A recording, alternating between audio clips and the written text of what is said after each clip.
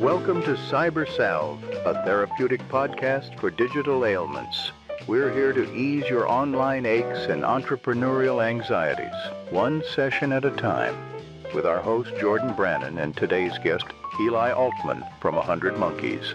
Today's worrying condition: the clouded mental processes caused by naming your company or products. Hello, everyone. I am Jordan Brannon. I am the co-founder of Coalition Technologies and your host of Salve, where we treat your digital ailments and aches and pains. Today, I'm really excited to address that cloudy mental confusion that comes when you are trying to name your brand, your product, or identify a great domain name for your company, or all of the above. And I have a singular expert on this particular topic, someone who's been doing this for a long while, and I've had the chance to work with actually for a couple of years, who's going to be joining us and walking through his frame of reference, his experience, and his recommendations on that front. I'm really excited to have Eli Altman of 100 Monkeys on with us today to share a little bit about that whole naming process and some things that you can do. Maybe it is self-treat, but also what professionals can do to help you address those aches and pains with some real care. So Eli, I'd love to have a little bit of intro on yourself and your backstory, because naming stuff is not something that most people end up in as a career, and you've done this for more than a minute. Hey Jordan, yeah, thanks for having me. Good to be here. Naming things, yeah, I've been doing that for a long time. I think I took my first like naming project on my own when I was 16. I'll be 41 before this year's over. You're so looking good. That's a while. Oh, thank you. And yeah, I mean, I think I grew up doing this, which is even weirder than just doing naming at all, is growing up doing naming. So my father started the company that I've been running for the last 10, 15 years. And so I grew up, naming things in the car, at the dinner table. It was just kind of like part of what we did, and started off like a fun little game to play. And I guess here I am. Did he have a lot of pressure in naming you or your siblings, or like the pet? Like, was that like a really difficult endeavor for him? No, I think. Well, I guess he named me and my siblings before Okay. before he was a professional namer. He was he ran an ad agency before that did like a lot of the early Ben and Jerry's work and some other cool stuff. But naming's a lot about understanding your audience, and when you're naming a family member or a pet, you have a very small audience, so it's a pretty easy project. Not a lot of stakeholders to like object to some random and ill-defined thing. Yeah, as we always say, number of stakeholders equals number of opinions, and so as that number gets up, life gets more complicated. I like that. I'll have to write that down. The analogy I've heard was, if you send one person to the grocery store to buy ice cream, maybe this is the Ben and Jerry's reference, you can get a unique and actually like appealing flavor where people are pretty enthusiastic about it. If you send 10 people, you're going to end up with vanilla every time, or Neapolitan. Like, you sort of end up with something much more generic, and that probably is true for naming. So you've been doing this now, so 16 to 41, 25 years, you're really your entire adult life. What has been maybe the singular biggest struggle that you hear of companies or individuals having as they're looking to come up with a company name? We'll start there, company name, and maybe kind of share a little bit of that journey and that experience. I think the biggest issue we hear about is like all the good names are taken, or we came up with a bunch of names and we tried to register them or find URLs for them, and we couldn't.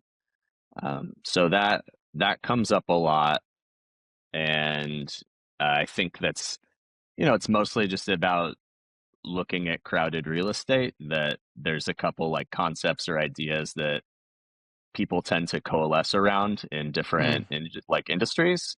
And branding in general is about differentiation. So figuring out different ways to think about what you're doing, different ways to explain it, different ways into the story of, of your business or your product, is a big part of, of naming, like positioning, right? So we tend to make sure that positioning is pretty well established before we start naming, whether that's something we're helping a company with or whether that's something they've already come up with on their own. All right. So in terms of like your ingredients to get to like a good name, running into all the barriers of every good domain name is taken, intellectual property is probably building a lot of high walls around a lot of things. Is there like three pieces of that naming effort or exercise that you think are, if you can kind of define those, they start to really help you clarify and look for maybe unique opportunities to stand out as a brand? You said positioning as one, but also thinking about like, what the story is and some of those other things.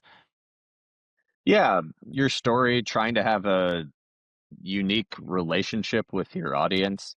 Um, it can really be anything, right? Some people just stand out to stand out. They just want to have a name that sounds ridiculous or different, right? Think of like Liquid Death or Big Ass Fans, names like that, where it's just like, we're gonna just be really different than the things that are out there. But then there's a lot more, just kind of like subtle differentiation, right? Like I would think about a brand like Arc'teryx, like the Mm. outdoor apparel brand. It's like, okay, Mm-hmm. so most of the apparel brands are like mountains and mountain ranges, Trees.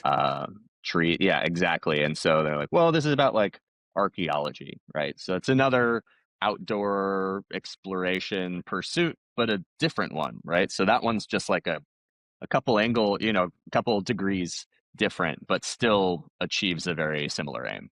Yeah. How important would you say uh, some of the different things about branding are important? Like, is it memory recall, ease of spelling? Is it differentiation in the space? That if you were to say one of these things to me is, when I've worked with a lot of brands over the last 25 years, this always seems to be like a key in their success. If we're talking about company and product names, I think differentiation is a universal.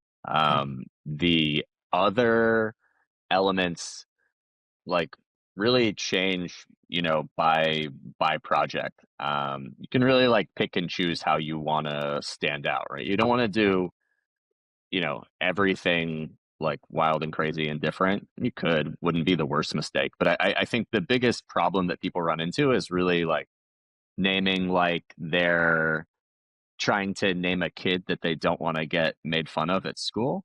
Okay.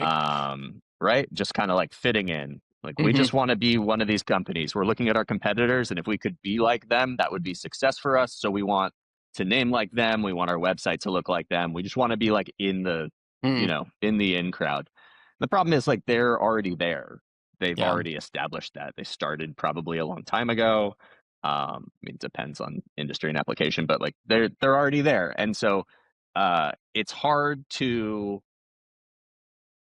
catch up by doing the same thing that established players have already done, because they already have that like brand recognition. They're already there. And so you need to think of a different approach, a different angle, right? We're talking about more branding more broadly Yeah. now, but Mm-hmm. with naming too, because naming is like the single piece of your brand that can go absolutely everywhere, Mm-hmm. right? Other parts of your brand can't fit into a conversation. Yeah. Yeah. And so how do you use that as an introduction to the experience that you want people to have? How do you get someone interested, right? Because we see thousands of brands like just every day, all the time. They're everywhere. And the vast majority of them, we just tune out because we need to in order Yeah. to survive and not just like be thinking about branding all the time. So, Yeah. so how do you get someone's interest? And it's not by trying to sound like everybody else who's in your space. Yeah. And that seems really important, I think, for those startups who are listening. or if you're launching a new product, that idea of they're already ahead of you, they already have maturity, growth, they've acquired some portion of the market. If you're looking at them and saying this is the competitor who I aspire to be like, certainly then I think you can take the approach of being like them, but then the branding and the naming does nothing for you. It's basically like you're just, and maybe actually is harmful, like you said. It's just you become what do they call it? Millennial grayish, that sort of sad color that's everywhere. So and that maybe that would work against you. So in terms of looking at like the brand name, so actually being recallable, not forgettable, is helpful. What about like someone like me? I've my brother picked Coalition Technologies before I had any say in it. But is there a name that's too long, too complicated, too hard to spell? What about some of those things? Like, I get really annoyed right now by all of our clients and prospective clients who come in with some word where they've shoved AI into it as if they're doing something witty. Are there some just like general rules that you like to have that are maybe helpful for someone as they're sort of saying, is 20 letters too long, 50 letters, if it's not easily pronounced, anything like that would be helpful? Sure. Memorability in most cases is useful, and naming being incredibly subjective, it's actually one of the few things that you can test. Hmm. Right? So you can look at a list of names and put it away and check in 2 days to see which ones you remember. Or you could run like you can run that test with potential audience or clients or whatever. So that's testable. In terms of length, pronounceability, things like this, in most cases, I really wouldn't worry about it. Okay. I think that so a lot of people really want short names, and short and memorable are actually at odds. Like, we have a much Huh. harder time remembering shorter things because they tend to show up in conversation language more frequently. And Hmm. so it's harder to remember a word that doesn't ask anything of you. Okay. And so names that are harder to pronounce, longer, more obscure, actually like require us to think about them a Hmm. little bit, which means the likelihood we remember them is much higher. Hmm. And so, like an example I'll give is like when I lived in San Francisco, there was a restaurant I used to get lunch at sometimes. It's a Mexican restaurant called Tlaloc, Tlaloc, I believe. It's Okay. like a Mayan or an Aztec word, Yeah. and it's like hard to say. And you see it, and you're like, what do I do? It like pull. You're like trying to sound it out, but like I still remember. I haven't been to that restaurant in like 15 years, and I still remember it. Hmm. Um, so there's a difference there, and I think a lot of people do really. It's like, okay, well, we want it to be a common word. We want it to be something people see and recognize. And doing that means, one, it's going to be much harder to register that name, right? To have any sort of Yeah. ownership over it. Hmm. Um, and two, that name will be less memorable, Hmm. um, less differentiated. And so I think people tend to shy away from things that are longer or more obscure or harder to pronounce. But like, people deal with brands of names they can't pronounce all the time. Like, look at any French fashion brand, or Scotch, like Ivy Scotch or whiskey, or Saint Laurent, or yeah, yeah, right. And Glenfiddich. yeah, and it's okay. Like, it's okay to have a name that like Hmm. feels hard to say or hard to pronounce, because it asks something of you, makes Hmm. you learn. Maybe you want to actually look it up, like, oh, how do Scottish people say that, or something. Also, Um, bonus points because then your real enthusiasts get to like have a little bit of a flex on somebody when they correct exact them in conversation. Exactly. And the other piece there that I think goes forgotten a lot is that different names are pronounced differently in different parts of the world. And Mm. that's okay. You know, Nike is Nike in the UK. Right? And so you think, well, that's not good. We don't want people saying our name differently. Doesn't matter. Like, there's a difference between that and something where you're just sort of like, I have no idea how to say or pronounce. Like, it's intimidating and I don't want to say it, right?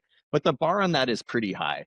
You also want to think about like the like education level and interest of your audience. Mm. Right? Like, you know, who are you targeting here? And do they appreciate a challenge? Do they like things from other parts of the world? Like what's interesting or appealing to them? I think there's in general is much broader than like naming and branding, a desire to make things like really easy for people. And like people don't need everything to be super easy. Mm, Okay. Like yeah. people like a challenge. They like to learn something. Like not everything has to be like, so easy a caveman could do it. Yeah. And it's on some level, there's probably is value in that distinctiveness where when someone, because part of what I see is really valuable in branding is your customers can claim ownership of you. Like, I'm this person. This is who Yep. I go to. Who would I recommend? It's this company, and distinctive at that point. If large a supplier of like home decor products is Ferguson's. Like, I don't know what Ferguson's is. Like, I'm not loyal to Ferguson's, but like certainly you can have big ass fans, right? Which is kind of just a fun thing to say. How important in this day and age, and how difficult in this day and age is it to get a domain and to find social profiles? Because that's the other piece of this. I feel like we're in this spot where websites with ChatGPT maybe their value has some sort of time limit maybe happening, but social profiles maybe are in some ways a new domain as well. How important is it to be able to get all of those as an exact match to the company name versus like a variant where you add on services or something else to the end of it? Really depends on what you're doing. I think for the vast majority of businesses, uh, it's not a primary concern. Like it's a problem to figure out and solve, but not something that should be driving the equation. Of course, there are businesses where like that's your whole thing, right? If you're doing like a DTC brand that's, driven entirely by,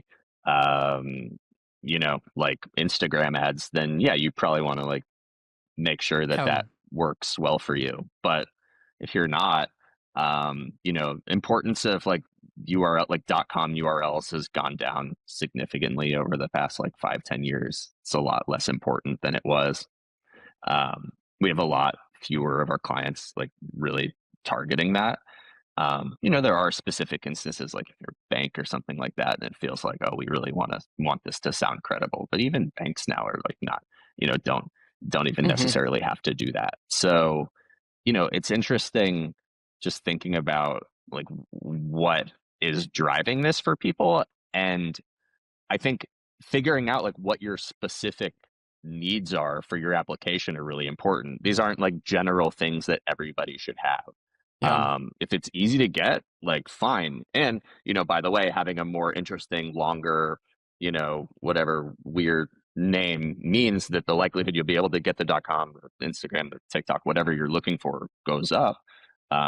But in most cases, it's a very solvable problem. So try not to let the tail wag the dog in a Mhm. situation where it's not going to be like a defining feature of your business. Maybe a couple more questions for that more startup, small business side. Any tools that for that person who's trying to do this on their own that, it could be a website, could be a resource, maybe your own blog, different documents you guys produce that would be helpful for them in sort of, again, finding out, identifying good names, finding a good domain, protecting that, all of those things, anything like that that would be really valuable or useful for that novice to jump in here. Yeah, so a variety of resources. I guess I'll start with a free one and then build up from there. So free one would be uh, one piece of advice I always give to people is uh, look for books, preferably fiction, that are related in some capacity to what you're doing. Read them and highlight interesting words and phrases that you come across. Okay. Um, it's like a surprisingly effective way at coming up with names. Hmm. Um, and, like I could say, go on Chat GPT and ask for like names for the, but like, okay, I wrote a whole article about this. So if you want to see, it's in like the resources section of the 100 Monkey site about like Okay. why AI is bad at naming. But it is. It's just the results just aren't good. It's a tool, so if you ask it the right questions, it can be a helpful resource in developing names. But asking like, what are good names for my drywall business? It's like it's not going to do that. not well. It'll give you stuff, but it won't be good. Moving up from there, so I developed several resources for people doing this. I have a book called Don't Call It That, which is like a workbook for developing your own names. Created a deck of cards called Go Name Yourself, which is like 90 cards to help you ideate and like come up with names specifically. We even have a service called Extra Strength, where like you can come up with names on your own, and then we can have like video calls and vet those for you and like talk you through different elements of the process. So short of like hiring us for a project, which isn't cheap, those would be the resources I would call out. And if I remember right, I actually think I have a copy of Don't Call It That here on my bookshelf. But is that book still available on Amazon? That's available there. It is, yeah, and directly from us at No Picnic Press, nopicnicpress.com. I know you mentioned the ice cream principle, so I thought you might have read it when you said that. That might have actually been where I've sourced. I've been quoting you this whole time and giving you no credit. Now I stand corrected. I'm happy it's getting out there. All good. Yep. Yeah, it was very much probably, I think, where I came up with it. It's like, I thought it was good, or I thought I heard it from somebody, and it was definitely you. All right. So those are great resources, and I do appreciate them. And I think, again, like you have a lot of good case studies on your site. I remember working with you guys, and 100 Monkeys, just I think the name itself spoke to that. Your dad was Danny, right? And Danny had come up with that name as, could you give the quick backstory on that before we kind of look at sort of the professional layer of what you do and how you can help a larger organization or someone who's investing a bit more advance the naming effort. So, backstory on 100 Monkeys maybe is a place to make that transition happen. So my father, Danny, he ran an ad agency, and at some point realized, hey, we've come up with a lot of names for things, just as part of doing the ad thing. And he's like, well, what if I just started a company that only did that? That was in 1990. So I was 6. So the name 100 Monkeys comes from this idea of you put 100 monkeys at 100 typewriters, eventually you wind up with a sonnet of Shakespearean quality, which is kind of a joke about process. Yeah. You need to develop a lot of names to come up with some good stuff. Yep. I appreciated that.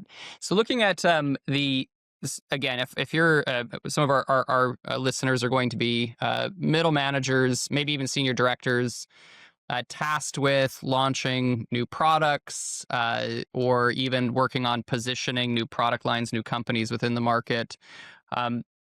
Maybe you could speak to us a little bit about what you actually do professionally and some of the services you offer, and then we could speak to maybe some of the preparatory work that they can be doing and some things that you think would be really helpful for a successful naming project.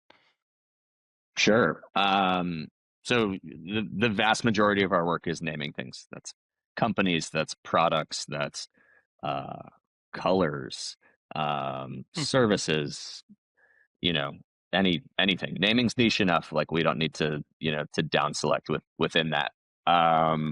We do some writing for established clients, but we don't take writing work off the street. It's just too time consuming and energy intensive to do it with people we haven't worked with before. And yeah, I mean, in terms of how you can prep for a naming process, I mean, I think the thing that we're always trying to suss out at the beginning of a project is like, who's actually making this decision? Because naming's really subjective. And if somebody has a strong feeling about it, you just kind of come down to, well, are you a decision maker or not? What are the decision dynamics of the situation, right? Are really important for any subjective thing, right? That could also be like coming up with a logo or, marketing strategy, whatever, like,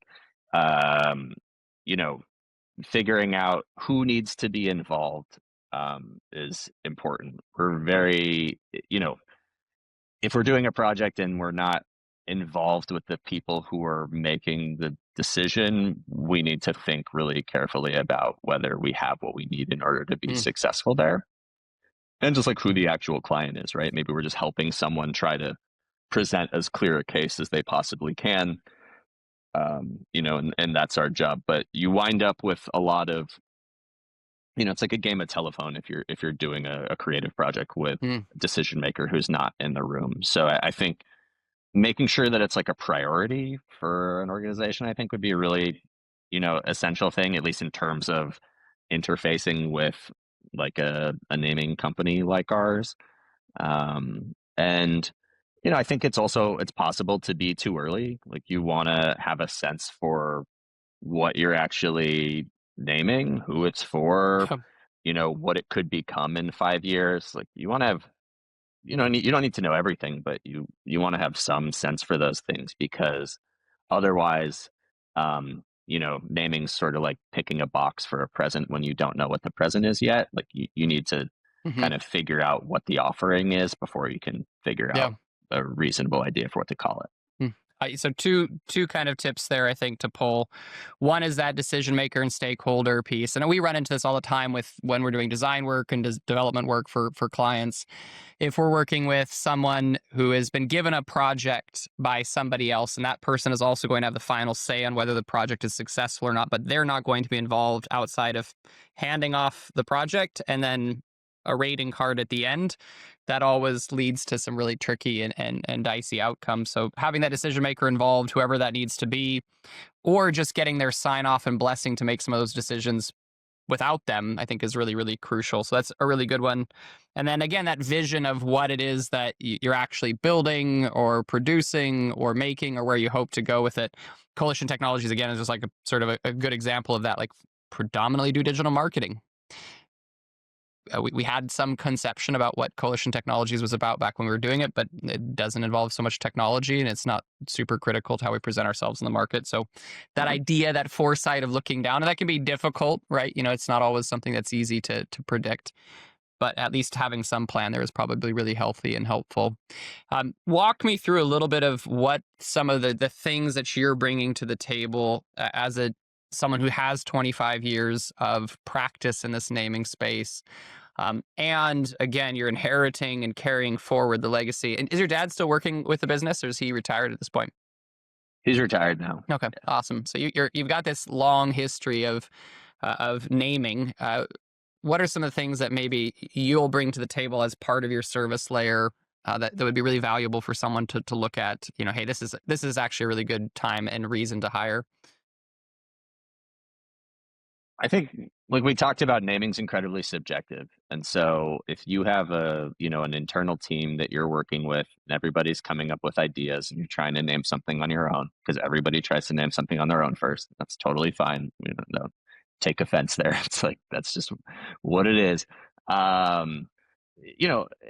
Everybody's opinion is valid. Everybody comes up with ideas, but it's really hard to kind of like narrow down and to think about what is actually like working for your audience there, like what the objective criteria are. And so I think that's a big part of what we bring to the table is just, one, we're external. So you can tell us you think a name sucks or whatever. It doesn't matter. Like we're more than happy to You're not hear that stepping on your boss's toes. Yeah, exactly. Right. Like that's an uncomfortable conversation. Right. So being able to take ownership and responsibility for that is important, and to do everything we can to take an incredibly subjective process and make it more objective, to approach the things necessary for positive outcome in the right order, right? Like when are you factoring in trademark availability, social media handles, the creative, like the positioning, the objectives of the process, right? Like how do you weigh those things appropriately? Are you bringing them in at the right time? When are you sharing with leadership if that's like a part of the process? Just we've done this like I think over 1,000 times as a team. We're trying to learn every time and get better. So you get us learning from all the mistakes we've made in like 30 years, and I think that's kind of the most valuable thing. It's just we spend all of our time doing this, and so if it's something that's important to you to the level where having bringing that experience to bear is a valuable thing, then great. And if not, like we don't need it. We don't try to convince people to work with us who don't want to work with us. Like we're busy enough and life's too short, and so happy to be in that position. But like, I don't, we try not to sell. You got to come to us wanting it. Otherwise, you know, uh, all good. Figure it out on your own, or try it and see what happens. But we're there for you when you need it. Got it. Maybe a couple of quick questions before we close up at time today.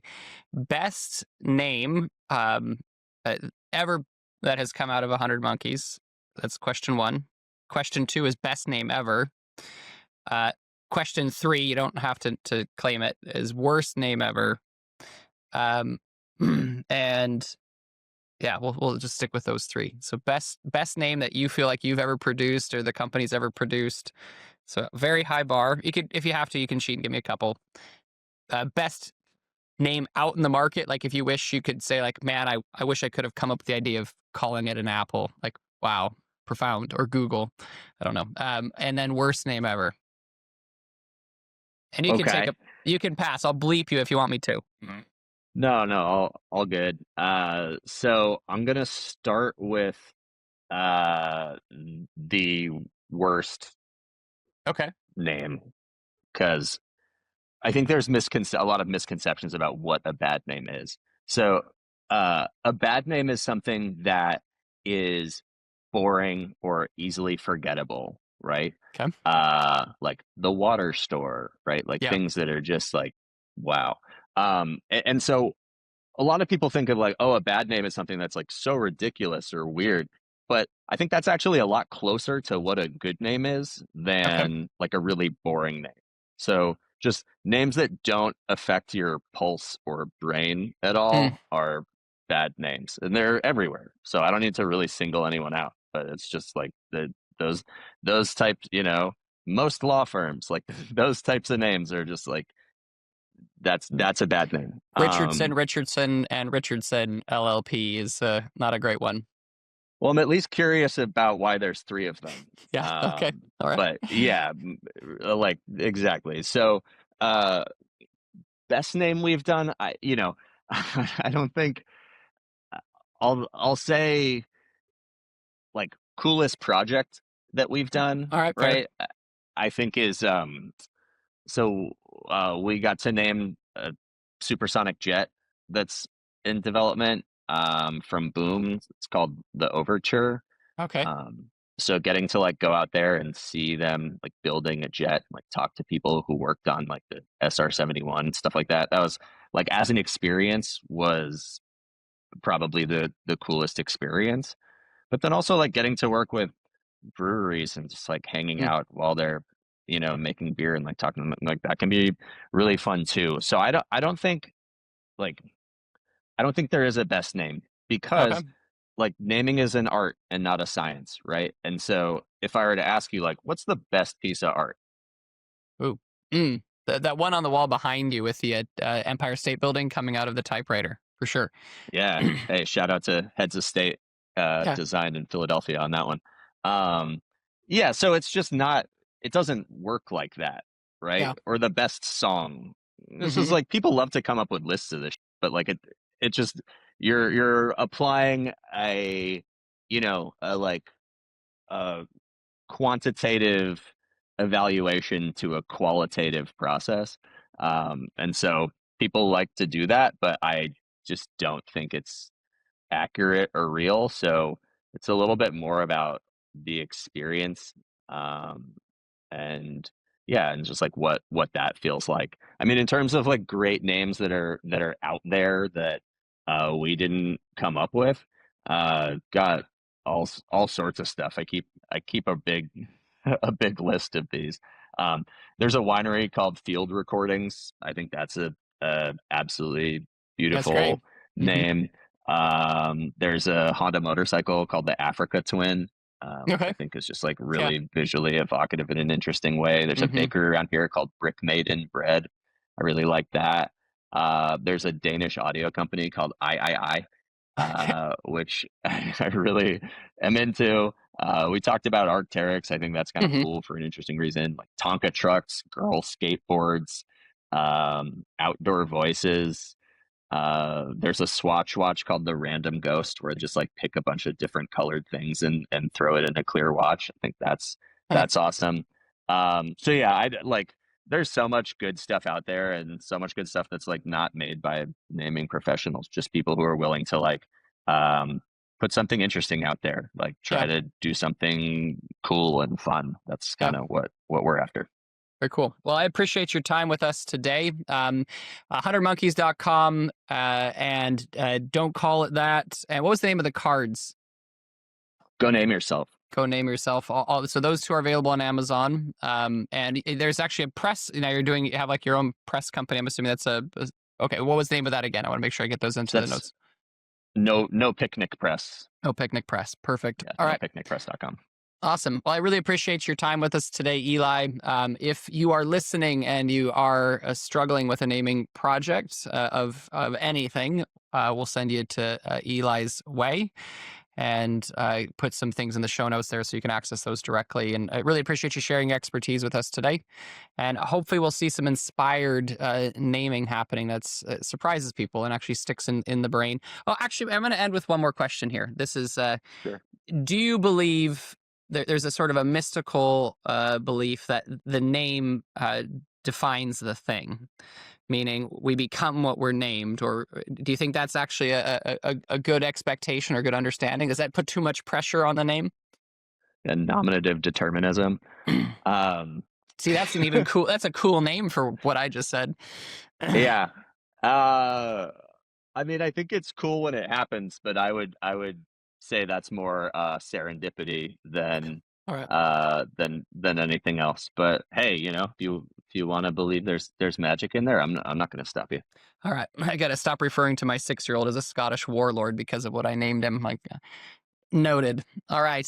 Well, thank you all for listening. Thank you, Eli, for being here to share your expertise. And we are looking forward to our next episode of Cyber Salve, where we get to treat a digital ache, an ailment, and a pain point for you with other amazing experts. Thanks again.